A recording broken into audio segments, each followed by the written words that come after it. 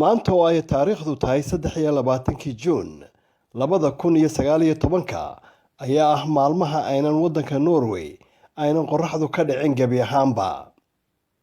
Guud ahaan bilaha Juun, July iyo August ayaa ah bilaha ay maalmuhu ay aadka u dheer yihiin. Daawada saacadan iminka aan joogo waa 11 iyo badhkii habeenimo, waxaynan u eg tahay inay tahay saacadda 5 galabnimo haddii aan waddankii tusaale ka soo qaataba. Waa mucjisooyinka dadka qaar, gaar ahaan dadka ku cusub wadamada waqooyiga Yurub, ay runtii si aad ah ula yaabaan.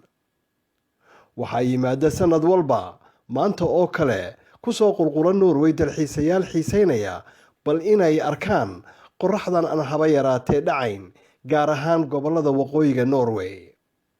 waxaa faras magaaladan Oslo kula kulmay muwaadiniin Soomaaliyeed oo nooga sheekayn doona waxyaalihii ugu yaabka badnaa waqtiyadii ay yimaadeen Norway. Bismillahir Rahmanir Rahim. halkaan ku suganay waxa weeye xaafadda ama meesha ay degan tahay boqortooyada dalka Norway. marka maanta bishii waxa weeye 23 bishii 6 waa maalinta ay ugu dheertahay cadeedu inayna dhicin waddanka Norway iyo wadamada la isku yiraahdo Nordiskaba. marka waa maalin dad badan ay u soo baxeen oo xuseen maalintaasi maadaama ay tahay maalinta ugu dheer ayna cadeedu ka dhicin waddanka Norway. Jamaalow, wax badan baa waddanka joogtaa oo khabiirnimana waad u leedahay. maanta iminka saacaddu waxay maraysaa 11 iyo barkii. Jamaalow, waad aragtaa qorraxda halkaa ka socotana iftiinku sidee miyayna cajiib ahayn say kula muuqataa? waa waxyaabaha dadku markay yimaadaan waddanka Norway ama wadamadan la yiraahdo ma garanaysaa waqooyiga qaaradda Yurub ay inta badan aad ugu wareeraan. marka maadaama anigu waxaan ahaa dadkii waddanka yimid aad u muddo aan soo fogeyn. marka maalintan oo kale markii ay dhacday aad baan ula yaabay, waayo waxaan ku noolaa waqooyiga Norway meel la Jirkinas. marka maalin sidan oo kale ah ama waqtigan oo kale aan la geeyay meeshaasi. dabeedna asxaabtayda qaar kamid ah ayaa waxay sugayeen xilliga ay tukan lahayn salaada maghrib ama xilliga salaadu dhici lahayd. marka 3 maalmood baan sugaynay markay caayadu dhacdo. kadib markii dambe aan inuu waxba si maxaa jira. dabeedna waxaan tagnay qoladii ma garanaysaa ka shaqeynayay meeshaan joognay. marka iyaga noo sharaxay laakiin way adkeeyeen la fahmo. way qofka yimid ma garanaysaa waa qaaradda Afrika oo kale ama wadamada Carabta oo kale ku adkaanaysa xagga markii madam meel caayadu dhacayn bay soo jeedo 4 saacadood. marka waa dadweynaha ma hadoo caynkaas waa la qabso wixii aad aragtaba. laakiin Jamaalow, marka waxa tirimka 3 cisho waxaan u maleynaynaa qorraxdu dhacayso kubad baan u ciyaaraynay. dareenkiinu sidii noqon markii la idin sheegay habeen weeye oo waa 2 habeenimo ama 1 iminka mar dhow waxay noqonaysaa 12 habeenimo. soo cajiib maaha? ma hadoo cajiib baa, laakiin waxa weeye waan ugu adkaatay inaan fahanno oo xitaa maadaama waddanka ku cusbayn maadaama luqadda lagu adkay turjumaanana loo dalbay. waayo anagu waxaan kaamsiga jiroon shaqo tagin oo iskuul aan tagaynin. markaanu caajisno waxaan la bixi jirnay kubadda habeenkii inta badan. anagu markaan nooma kala socnay waxa la soo ciyaarnaa waan baxnaa markaasi. kadib markaan baxnana waxaad arkaysaa dadku way qaylinayaan kubadda meel ciyaar wad garanaysaa. xaafadii dacwada xaafadii iyo sideedii maxaa marka dadkii jaarkii baa naga soo dacwooday dadkan waxa loo sheegay waa 2 habeenimo waxay banaan ku ciyaarayaan waa seexanay oo qorraxdu halka taagan tahay. caadadii waqti xaggaasi taagan tahay. marka ha loo sheego. marka waana loo yeedhay turjumaanana loo qabtay, laakiin way adkeeyeen inaan fahno waan fahmi weyn waxa sidee u dhacdaa iyadoo caadadii duhura inay 2 habeenimo noqoto. Jamaalow, ninka iminka waddankii jooga ee la yiraahdo waa 11 habeenimo, dareenkiisu muxuu leeyahay? miyaa la igu ciyaarayaa ma oranaya ma isleedahay? wallaahi ma hadoo sidaan inagu aan ahaan jirnay uga yana way adagtay qofku inuu fahmo inuu yiraahdo 12 habeenimo ayaa caadada soo jeeda oo qofku ku adkaanaysa. laakiin markii qurbaha la yimid ama waxyaabo nimka technology waxa laga yaabaa inuu qofku maqlay ama uu fahmay. laakiin berigi hore jirin technology-yadu ama Facebook ama wax loo yaqaan social media way adkeeyay qofku inuu fahmo adduunka waxa jirta meel caadada ka dhicin ama adduunka waxa jirta meel caadada ka soo baxdo. marka ma hada waxa weeye dad badan oo Soomaaliyeed baa maanta kale waxay dhulkan meeshan yimaadeen iyaga laftigoodu way xusaan inay tahay maanta maalintii ugu dheerayd ay cadeedu ay ka soo jeedo waddanka Norway iyo wadamada ma garanaysaa waqooyiga ku yaala qaaradda Yurub. marka dad kamarada ku wixii soo dad badan oo Soomaaliyeed ama dad badan oo ajnabi ah maanta dalxiisaya waxayna ku xusayaan xaafadda boqortooyada. ma sha Allah. ahlan wa sahlan. soo saaxiib soo dhow. ninka kamida ragga u dalxiisaya maanta. ma sha Allah, soo dhow. inay xusaan maalinta taariikhiga ah ee ayna caadadu ka dhicin waddanka Norway ama ay ugu dheertahay waqtiga soo jeedo. aad iyo aad muwaadin kala wareysanaya adoo magacaaga ku bilaabaya. magaalada Oslo jooga dalka Norway.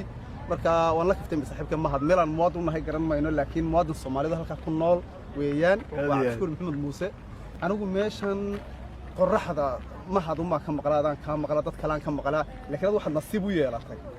inaad afar habeen afar maalmood oo habeen oo kuugu maalin habeen oo ay kala kubad ciyaaraysay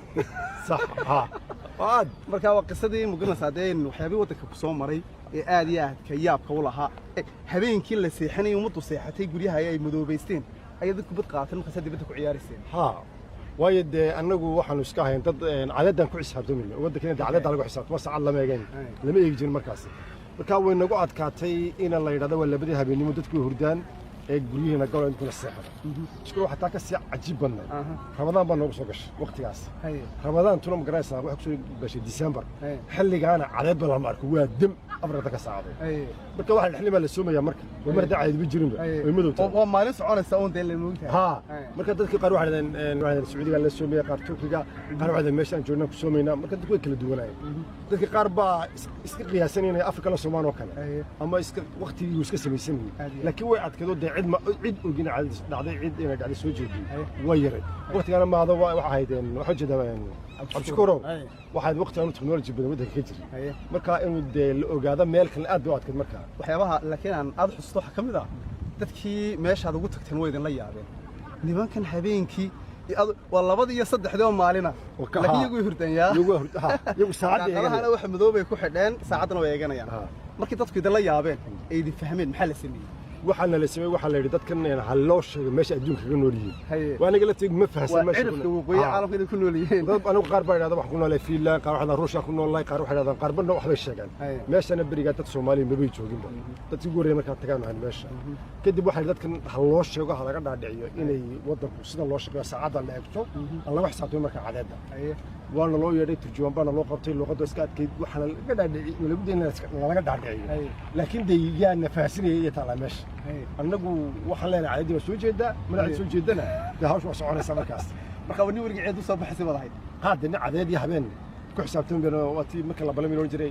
saacada maqrib baan isku imanayna saacada cishay cadeed markay casar ka tahay cadeed markay niiqa dhigto waxyaabaha soo jiray duhurka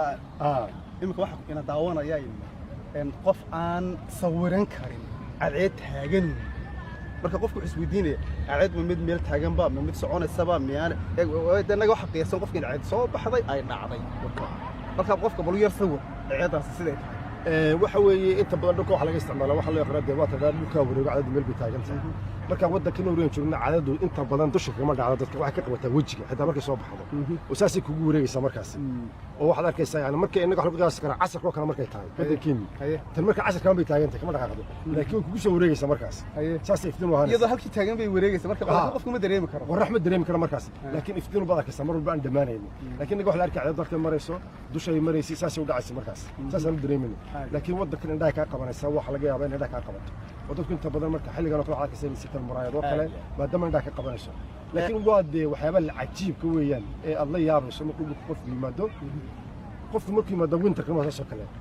ma jirto waxa la dhacday waa wada madow afarta ka saacado marka madowgiina qofkii uu ku adkaanaysa xilligu saad duurtiga la casarka ba ku adkaanaya rabaantu kala adkaanaysa waa waxyaabaha aad ka la yaab badan goorma idinka dhaadhacday oo aad la qabsateen nolosha noocaas ee maganaysa cadceedda uun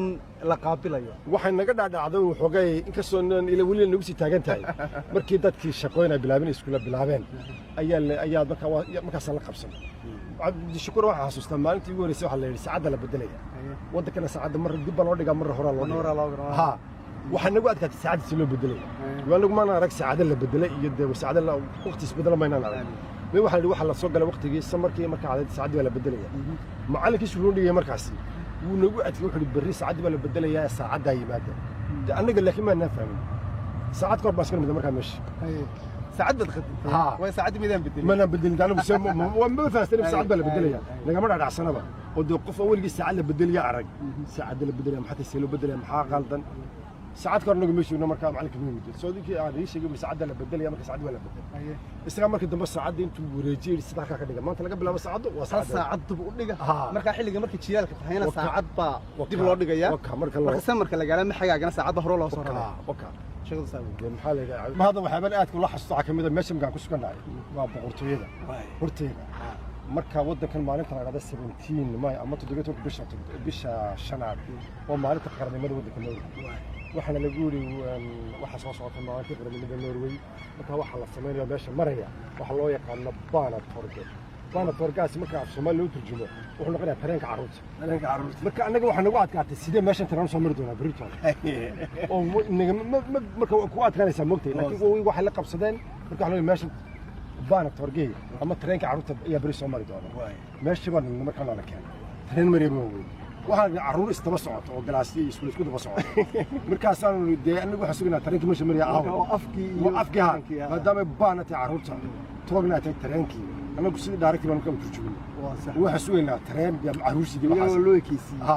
marka laakiin sidaa maahay waxaa la yidhi carruurta meesha maraysa istaba socota ayaa sidii tareenka u socoto iyagaa meesha maraya marka waa dhaqan ay leedahay waddanka Norway mahad cabdulle magaalada maanta oo kale aynu qorraxdu dhicin Oslo, Norway.